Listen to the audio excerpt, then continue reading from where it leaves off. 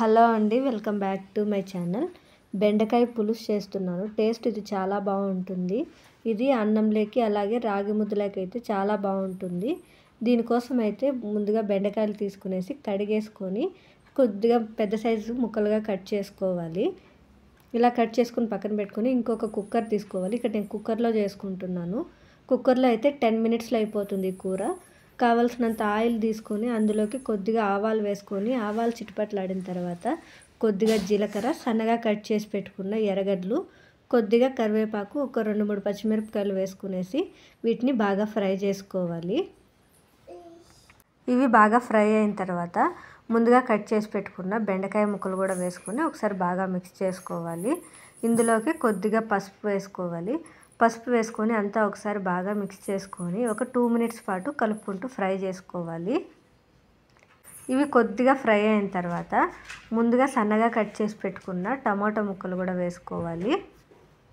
టమాటా ముక్కలు కూడా వేసుకొని ఒకసారి బాగా మిక్స్ చేసుకొని మీ రుచికి తగినంత ఉప్పు వేసుకోవాలి.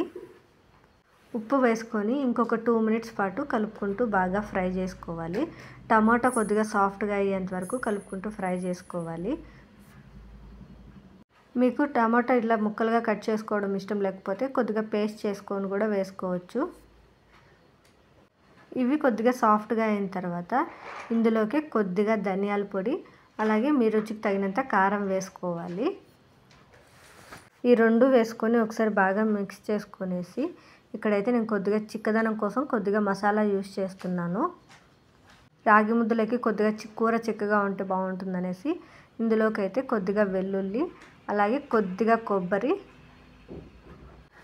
అలాగే ఇందులోకి ఒక టమాటా వేసుకుంటున్నాను.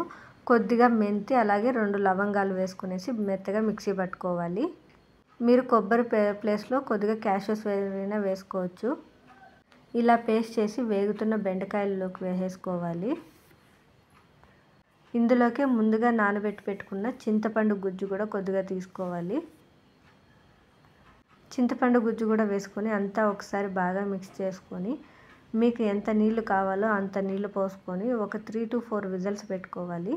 ఇందులోకి మీకు ఏమైనా కొద్దిగా ఉప్పు తక్కువ ఉంటే ఇప్పుడే అడ్జస్ట్ చేసుకుంటే బెండకాయలకి తొందరగా ఉప్పు పడుతుంది. మీకు కావాలంటే పైన కొద్దిగా కొత్తిమీర కూడా వేసుకోవచ్చు. ఇక్కడ నేనైతే వేసుకుంటాం లేదు. టేస్ట్ చాలా బాగుంటుంది. ముద్దలోకి ఇంకా బాగుంటుంది. ఖచ్చితంగా ట్రై చేయండి.